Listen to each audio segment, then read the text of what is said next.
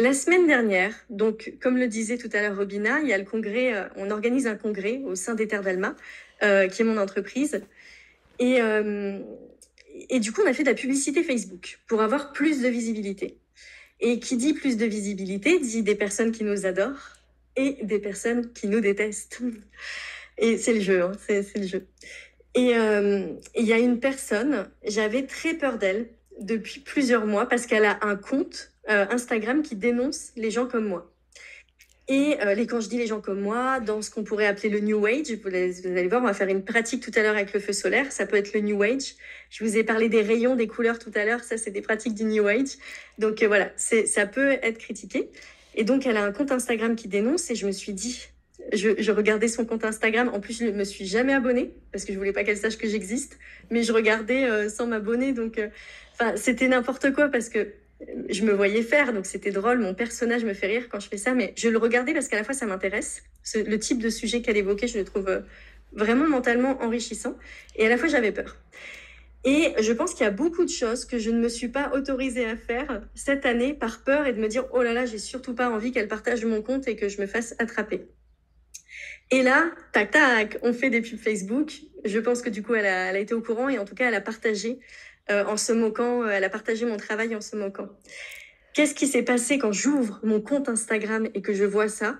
J'ai ma main qui se met à trembler, mais vraiment avec mon téléphone comme ça, comme si c'était la fin du monde.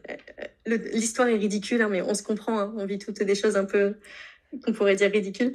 Et donc je suis comme ça et là je me dis, oh, qu'est-ce qui m'arrive? Mais c'est horrible, etc. Vraiment le cœur qui bat. Et là, donc j'avais plusieurs solutions. Vous voyez, je vais vous donner les exemples de comment mon cerveau fonctionne, parce que c'est ce qu'on va expérimenter aujourd'hui. J'avais plusieurs solutions face à cette situation. La première solution, c'était de plonger à l'intérieur de mon corps, de plonger dans cette sensation désagréable et la laisser être encore plus, encore plus, encore plus désagréable. Et je vais vous expliquer pourquoi ça, c'est une solution magique. La deuxième solution, c'était de reprogrammer mon mental, le reprogrammer pour ok, il y a pas, y a aucun danger quoi. Enfin, une personne s'exprime sur quelqu'un qu'elle n'aime pas, il n'y a pas de danger. De reprogrammer mon mental, ça c'est une deuxième solution qu'on va explorer après. Et il y avait une troisième solution que j'utilise beaucoup, c'était dissoudre les charges qu'on a pu recevoir parce que quelqu'un qui parle mal de vous, ça envoie une charge énergétique. Et ça aurait été de dissoudre dans le feu solaire. On va pratiquer aussi. Et à ce moment-là, pour moi, c'était une évidence. C'était non, je descends dans le corps. J'étais hyper motivée à descendre dans le corps. Pourquoi? Parce que déjà, j'avais perdu mon centre. J'étais complètement désaxée. Et quand je dis perdre son centre, ça veut dire quoi? Chez moi, par exemple, je sens que le corps, il est à côté. Et il y a comme un câble électrique qui fait ça à l'intérieur du corps. Mais peut-être que vous, d'ailleurs, comment vous vous sentez quand vous perdez votre centre à l'intérieur de vous? Vraiment un truc où... Ah oui, et moi, ça fait un étau aussi dans ma tête. Le truc fait comme ça, quoi. Un truc... Est-ce que vous, il y a des symptômes différents, je pense, parce que ce qui est génial avec les ressentis, c'est que c'est très, très, très individuel. Qu'est-ce qui se passe quand vous perdez votre centre? Vide, ouais. Ah, oui, cette sensation de décomposition et donc du vide, ouais. Une grosse perche. Tout se bloque, peut plus penser. Oui, ça c'est fort. Je me dissocie de mon corps, mal de mer, gorge, panique à bord. La respiration se bloque, oui. Encore moins ancrée, je me retire des extrémités, froid et sueur. Je suis passionnée, et je lis, mais je suis passionnée par les sensations du corps, de tout ce que le corps peut exprimer et à quel point c'est différent chez tout le monde.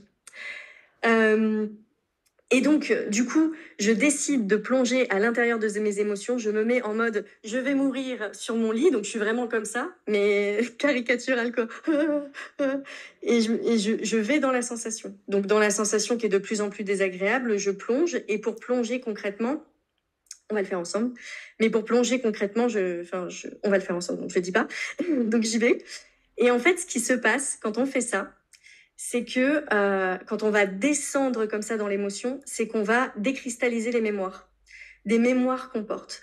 Et moi, là, il y avait des images qui sont venues de on va me tuer, on va me tuer, on va me tuer. J'ai vraiment eu l'impression de crever. Hein. J'étais vraiment dans ce truc-là.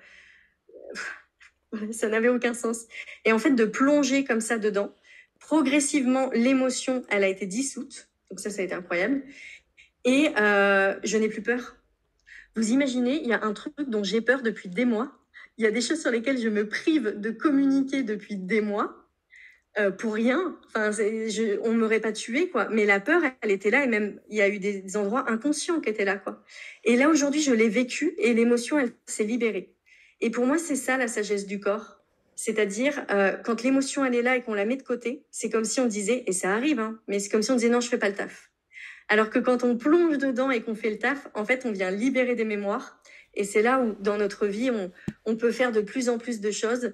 Et donc, à chaque fois que vous avez des émotions fortes qui vous arrivent, si vous êtes voilà, dans un environnement où vous pouvez prendre soin de vous, profitez-en, plongez dans l'émotion. Allez-y, ça va être désagréable, ça va être... Mais profitez-en parce que vous êtes en train de guérir vos cellules. Et quand je dis guérir, c'est de libérer de traumas ou de blessures. Donc, c'est quand même un cadeau incroyable. C'est une guérison formidable, la libération émotionnelle. Donc, je vous propose qu'on vive l'expérience ensemble.